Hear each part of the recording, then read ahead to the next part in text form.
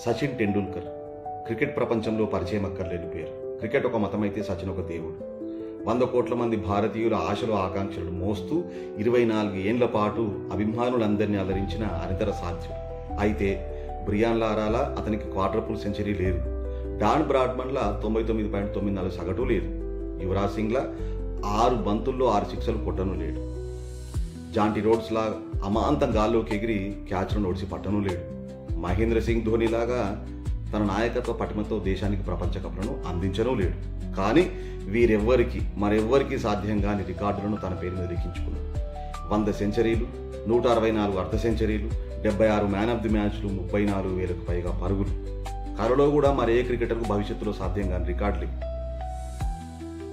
అప్పుడప్పుడు కొంతమంది క్రికెటర్లు కొన్ని రికార్డులను సాధిస్తుంటే విమర్శకులు సచిన్ను విమర్శించేవారు.